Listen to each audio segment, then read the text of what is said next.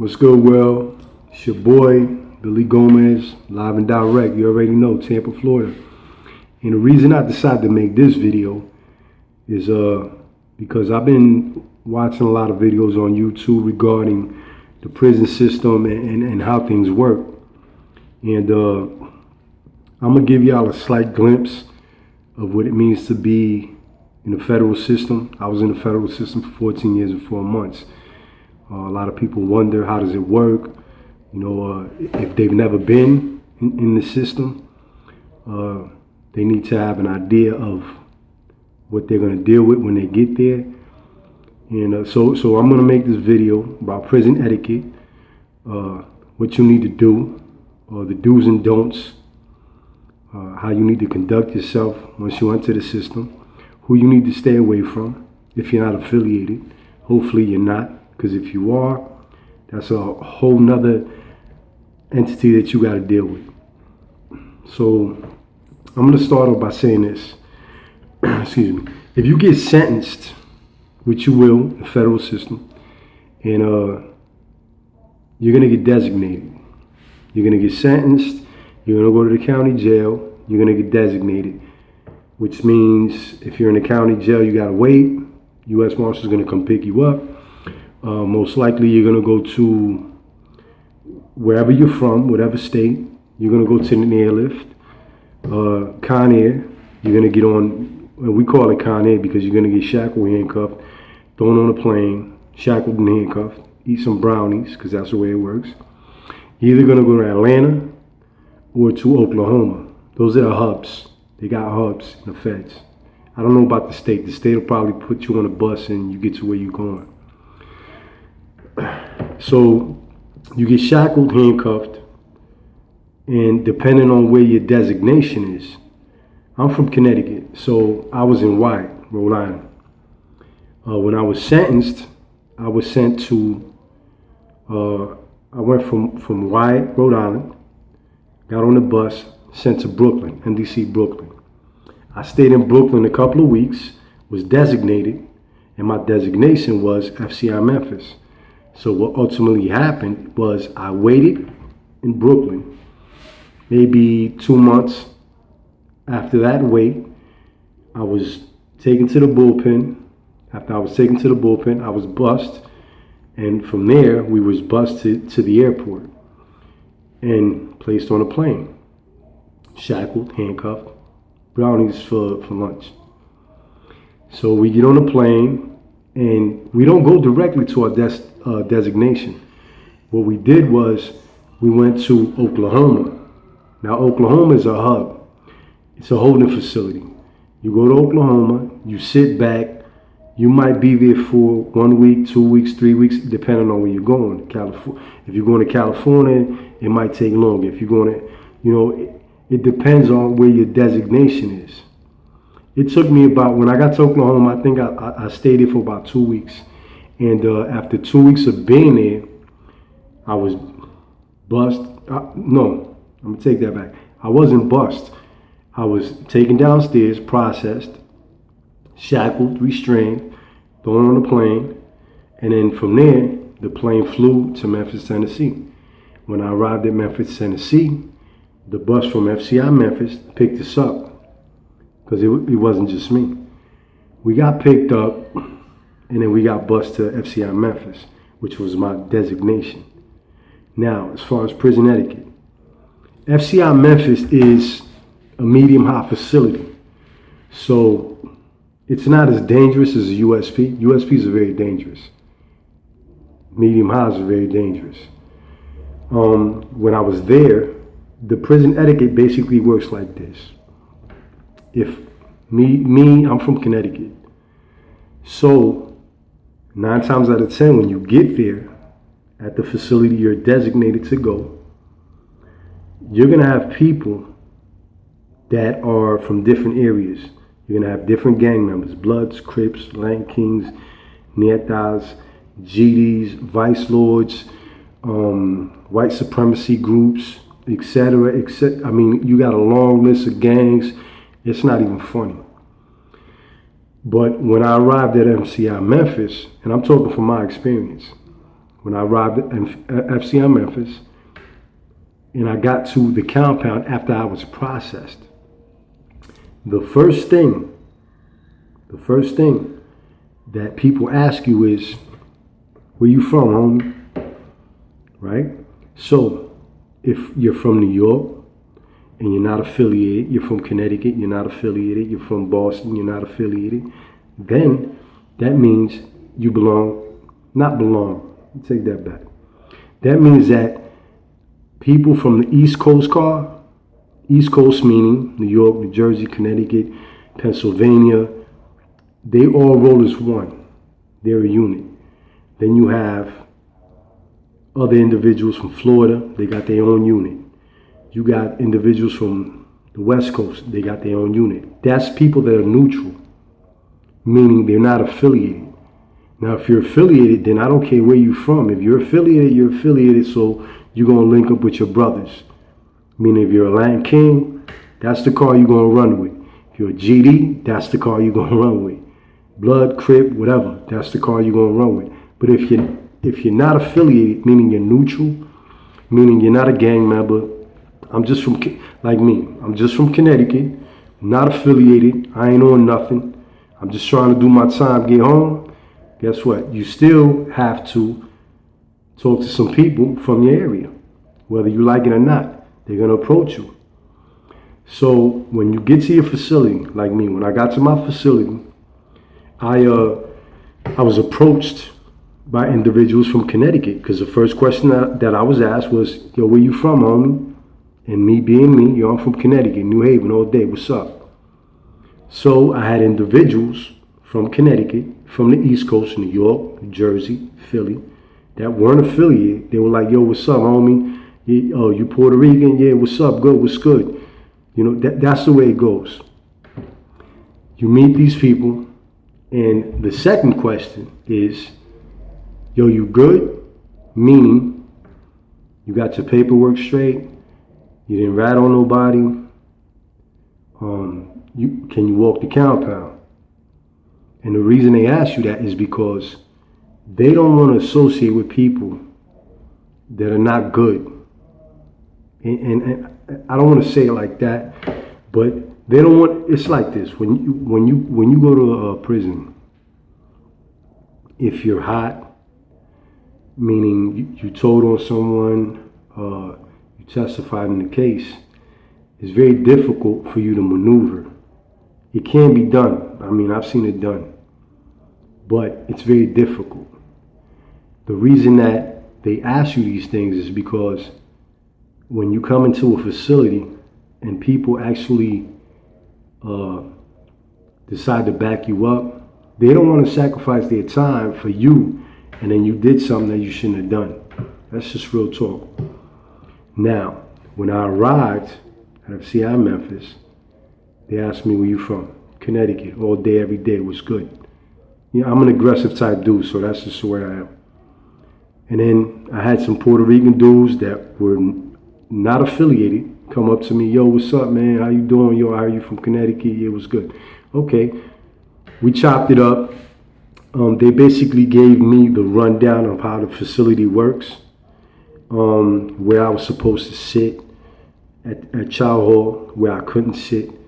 See, because when you go to Chow, you have different, there's a whole bunch of tables, but if you sit at the wrong table, it's a form of disrespect. So you can't sit at just anywhere you want. You can't just go and, yeah, I'm going to sit here and eat. No, you can't do that, because if you sit at the wrong table, 9 times out of 10, you're going to have an issue simply because you sat at the wrong table. You know what I mean? So the whole thing is, even if you don't want to link up with these dudes, even if you feel like, you know what, I got to do this alone, I don't want to be involved, you're involved already. You're involved already simply because in the federal penitentiary or the federal prison, FCI, whatever, you're already indirectly involved whether you like it or not. If you're from New York, California, whatever the case may be, it is what it is. And you have to learn how to adjust and maneuver and walk through that life that you're going to be doing. You know, fortunately for me, I know how to move. And at the end of the day, a lot of people had a lot of respect for me because of I'm going to say because of the reputation that I held on the streets. So when I came into the system, it was relatively easy for me. And the reason it was easy for me is because people know. I mean, people hear your name. I mean, and that's not to glorify or to big up anything negative, because at the end of the day, you know, negativity that's bad business. You know, especially when you're trying to change your life. But if you have to be in that situation, you need to learn how to maneuver and do your time in a way that you're going to be safe. You don't have to hurt nobody. And it's better to be alone. It's better to walk alone than in bad company. And fortunately for me, that's what I ultimately ended up doing. But when I first entered the system, you know, I had to link up with individuals from Connecticut, New York, New Jersey, Philly. Unwillingly. I didn't want to, but when you got a whole bunch of individuals from different areas, different states, gang members, you got to remember that everybody has to hold their own. So if you have a problem, not only do you have the problem, but whoever's from your city, your state, they're going to respond for you, whether you like it or not. And you can be like, nah, I don't need no backup. But at the end of the day, they're going to back you up because it's just a way of living in a system. Now, when I got to the system, I had to provide paperwork. Paperwork meaning your court records, showing that, hey man, I'm good, I'm legit. I don't have to, you know what I'm saying, I ain't got nothing to hide. Once you provide that paperwork, you know what I'm saying, if you have that paperwork, then people will be more willing to, okay, yeah, he's good. I'm gonna go all out for him, simply because whatever state you're from. Now, if you're not right, meaning your paperwork is not right, you did whatever you did, you testified, you told. I mean, it is what it is, because it happens every day.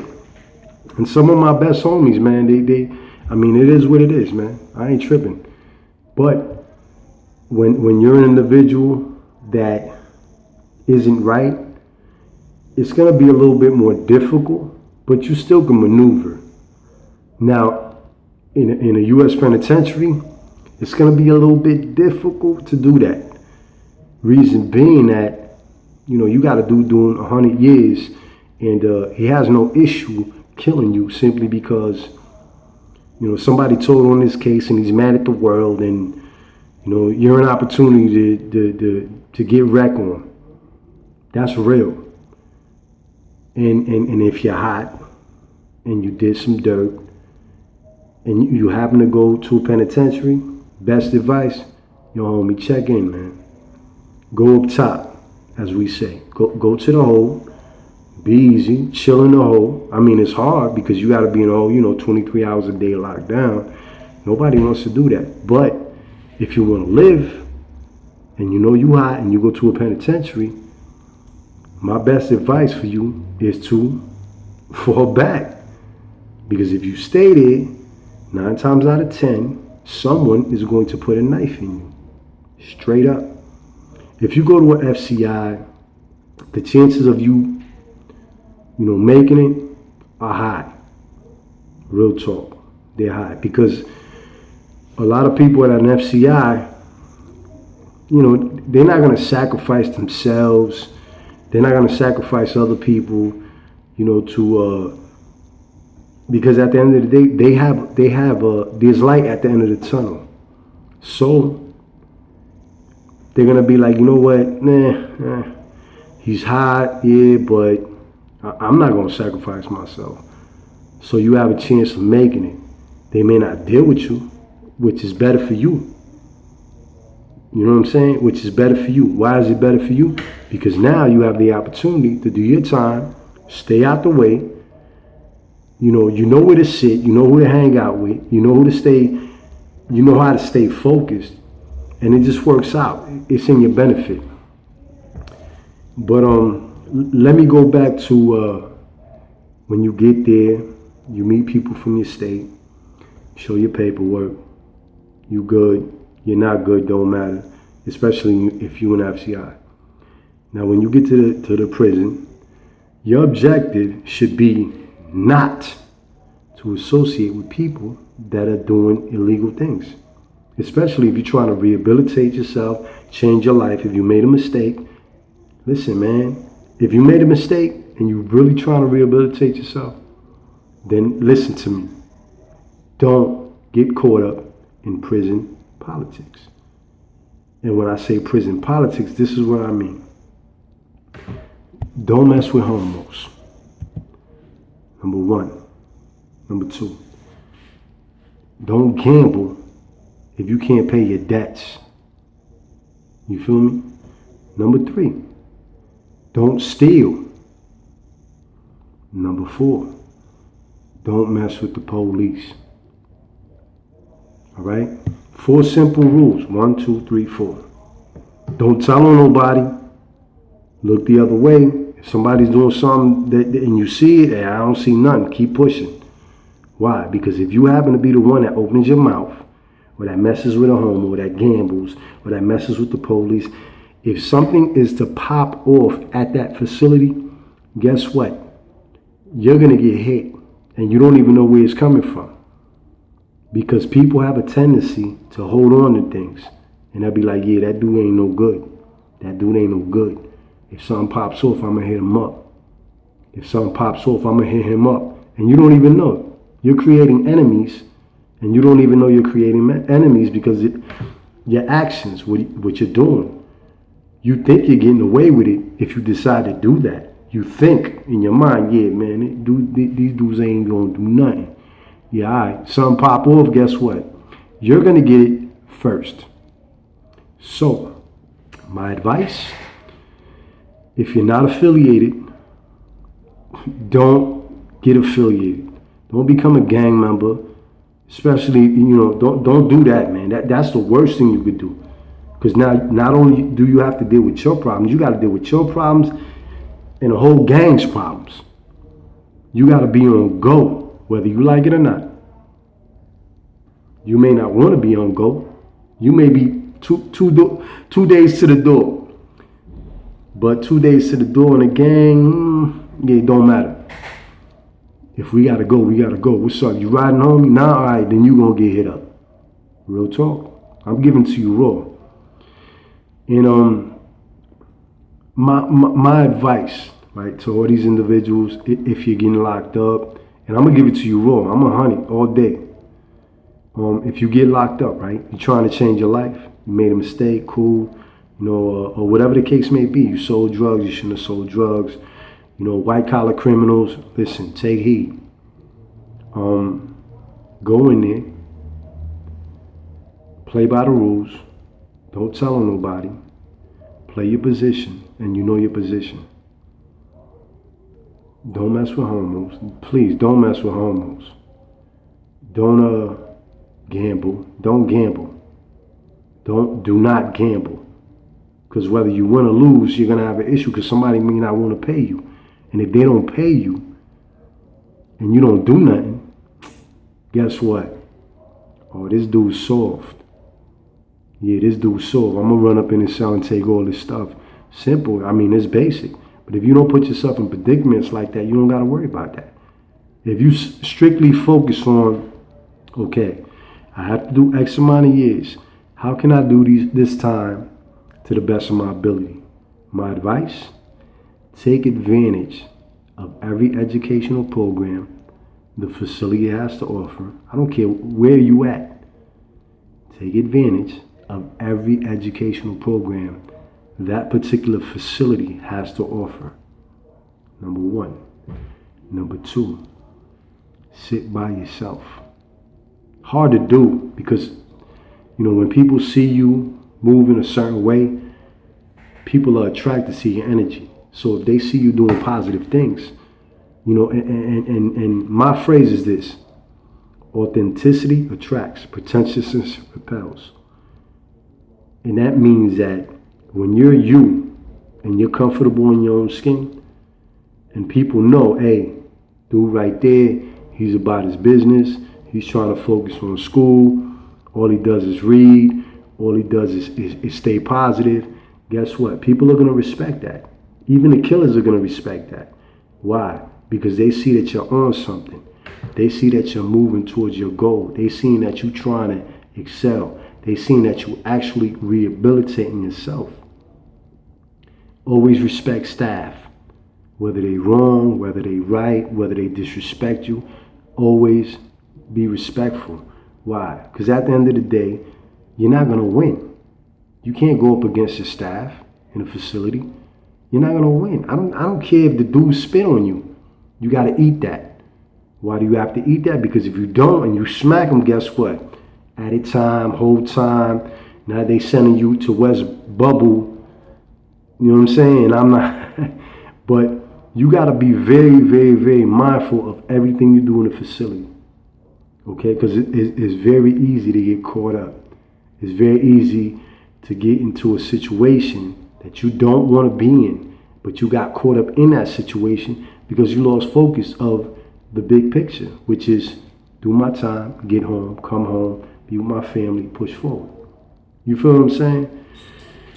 And like I said, I've seen a lot of videos, and I salute them, man. I mean, it is what it is, man. I salute my dudes that just did time coming home, but I'm not gonna give nobody a fake picture of what it is to be incarcerated in the Fed, in the state, because I did state time too.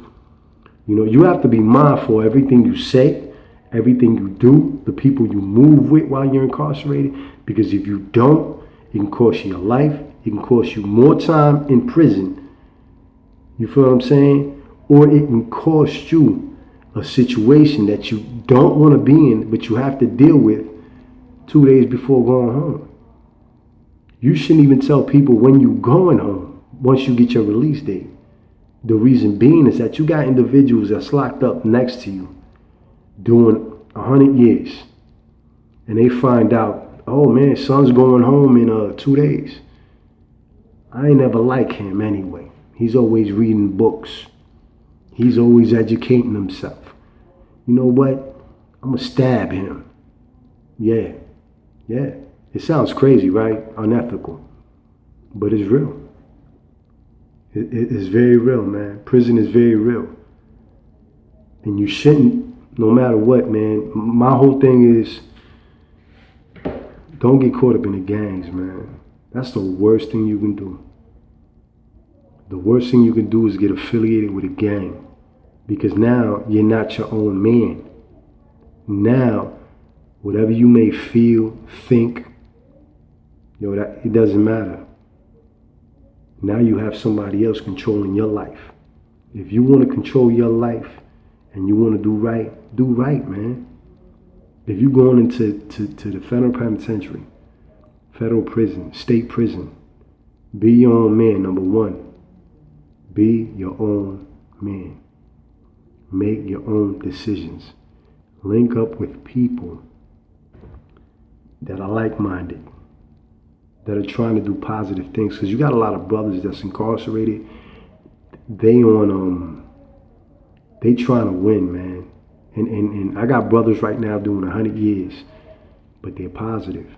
And they remain to be positive. They continue to excel. They continue to educate themselves.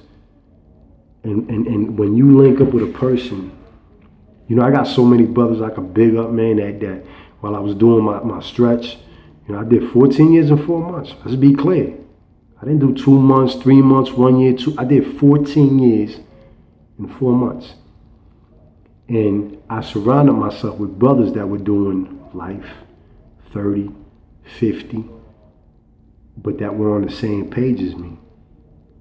And all they did was feed me knowledge, tell me to be positive. If they saw me slipping in the sense that I was ready to, you know what, this dude disrespecting me, I'm going to put a knife in him. You know what they did? Come here, G. They pulled me to the side. Come here, G. You going home, man. That dude, at the end of the day, he's going to crash out because it's the truth. You got dudes in there that will test you, try you, provoke you to a point where you actually want to hurt them. But you have to remember, if I hurt this individual, I may end up spending the rest of my life in here. I'm going to lose good time. And at the end of the day, you don't want that. Your objective is to go in, do your time, get out, go home to your family, not go back. So you have to be mindful of everything you say, everything you do, the people you associate with. And don't get caught up in, there's a lot of dudes, they go in, and they get accustomed. They get used to the way it works every day. I can get away with this. I can get away. Don't cut corners. Because once you start cutting corners, you're inviting trouble. And what I mean by cutting corner is, I'm going to steal some chicken out the chow hall because I want to cook a meal. All right. What's that chicken worth? What's that meal worth? Is it worth a shot, a ticket? And when I say shot, ticket, I mean, if you get caught stealing, you're definitely going to have an issue. They're going to write you up. My best advice, man, is just, if you're going in the system, go in the system, do what you have to do, get it done, get home, get out, and keep pushing forward. Because if you don't, you're going to get caught up in that lifestyle, and you're going to get caught back up in the system, and you're going to go back. That's just that's the basic math. 1 + 1 = 2. All day, every day. And with that, fellas, I'm out. Yo, subscribe to the page. Show your boy some love. I'm going to give you food, but it's authentic, man. I'm not going to sugarcoat nothing. If y'all got, questions or whatever, yo, hit me up. I'll give it to you. Raw and uncut. All day, every day, man. This is who I am. This is what I do. And my objective is to see my brothers that was locked up. I don't care you white, black, Puerto Rican, Mexican, whatever the case may be. My objective is to see my brothers win. My objective is to see everybody that was incarcerated with me to come home and get it right. Why? Because we got a lot more to offer than what the system has expected to be. We are men that made mistakes. And I just want us to win, man. And if I can help any of y'all, man, yo, hit me up, man. I'm reachable, man. YouTube, whatever, Facebook, hit me up, man. I get back at you. I give it to you raw, rough, rugged, and raw, man. That's who I am, man. I love y'all. One love. Subscribe to the page, man. Don't forget, man. And if y'all got some questions, hit me up. I got you, man. One love.